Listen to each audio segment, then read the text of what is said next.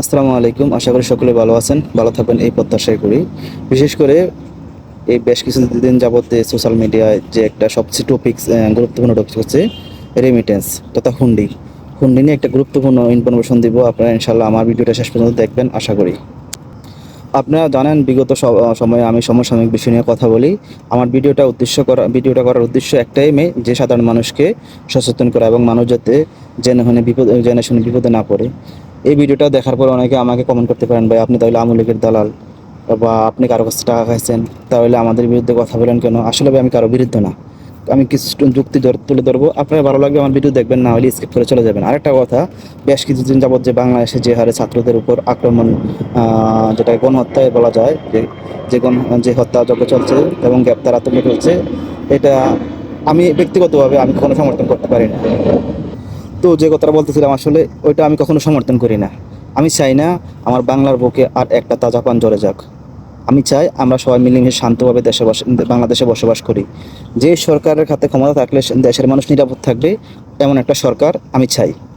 তো প্রিয় ভিউয়ার্স, আমি কথা না বলে আমি চলে যাই মূল টপিকসে, যেটা হচ্ছে বিশেষ করে আমরা যারা মিডল ইস্টে যে দেশগুলো আছে, আরব আমিরাত, দুবাই, মালয়েশিয়া, কুয়েত, সিঙ্গাপুর, সহ সব দেশগুলো আছে, এগুলোতে যারা হুন্ডিতে টাকা পাঠায়, আপনার সকলে জানেন হুন্ডি পৃথিবীর কোনো দেশে এটা লিগ্যালিটি নেই, বৈধতা নেই। ঠিক আছে? তবে আপনি নিজের টাকায় এই বিদেশে আসছেন, আপনি নিজে পরিশ্রম করে টাকা পাঠান, আপনি কি ব্যাংকে পাঠাবেন না হুন্ডিতে পাঠাবেন, এটা সম্পূর্ণ ইচ্ছা আপনার। আমি আপনাকে সাজেশন বা পরামর্শ দিতে পারি না যে আপনি ব্যাংকে পাঠান বা আপনি হুন্ডিতে পাঠান, এটা আপনার ব্যক্তিগত ব্যাপার, আপনি কীভাবে টাকা পাঠাবেন, তাই না?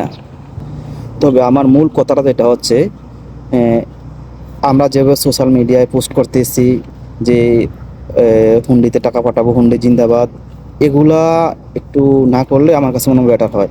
কারণ আপনার ইমানি দায়িত্ব, আপনি আপনার জায়গায় দায়িত্ব পালন করেন। আপনি কি হুন্ডিতে পাঠাবেন না বিকাশে পাঠাবেন না ব্যাংকে পাঠাবেন, এটা আপনার দায়িত্ব।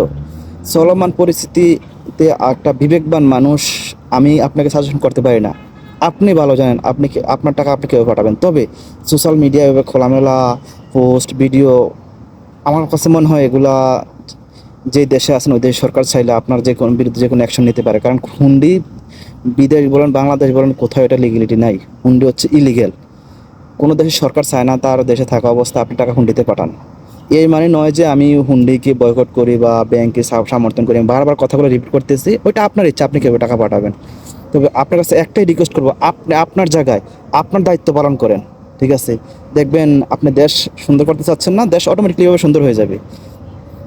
তো একটা কথা বললাম, বিশেষ করে কিছুদিন আগে আরব আমিরে দেখতে পাচ্ছেন যে একটা এখানে ইলিগেল একটা যেখানে মিছিল চলে না, মিছিল মিটিং করার কারণে আমাদের বাংলাদেশে অনেক ভাই বিপদে পড়ছে। তো ওদের ভবিষ্যতে এমন বিপদে যাতে না পড়ে এমন কোনো ইলিগেল কাজ করবেন না। কারণ আপনি আপনার প্রচার চালান, আপনি গোপনীয়ভাবে প্রচার চালাতে পারেন। ঠিক আছে? আমি চাই, কারণ ভাই আওয়ামী লীগ বলেন বিএনপি বলেন যে ক্ষমতায় আসুক, কেউ কোনো আমাদের প্রবাসীর পক্ষে কথা বলবে না, আমাদের পক্ষে থাকবে না। শুধু সর্বপ্রথম আমি নিজে বাঁচতে বাপের নাম, আমি আগে যে দেশে আছি ওই দেশে আমি সঠিকভাবে থাকি, যাতে এই দেশে পাকাপোক্তভাবে লিগ্যালভাবে থাকতে পারে ওইটা ব্যবস্থা করি। আর টাকা পাঠানোর বিষয়টা সম্পূর্ণ আপনার ইমানের দায়িত্ব। আপনি কি ব্যাংকে পাঠাবেন না বিকাশে পাঠাবেন, আপনার বিবেকে যেটা মনে করে এটা পাঠাতে পারেন। তো এভাবে মনে করেন সোশ্যাল মিডিয়ায় অতটা খোলামেলা আলোচনা করা, পোস্ট দেওয়া, কমেন্ট করা থেকে বিরত থাকলে আমার কাছে মনে হয় ভালো থাকবে। তো সকল প্রবাসীদের উদ্দেশ্যে, সাধারণ প্রবাসীদের উদ্দেশ্যে আমার এই কথাটা দেওয়া, এই মেসেজটা দেওয়ার উদ্দেশ্য ছিল। আশা করি ভালো থাকবেন, পাশাপাশি অন্যকে ভালো রাখবেন। আল্লাহ হাফেজ। এবং কি লাস্ট একটা কথা বলবো, আপনি আপনার জায়গায় আপনার দায়িত্ব পালন করেন, দেখবেন সব ঠিক হয়ে যাবে ইনশাআল্লাহ।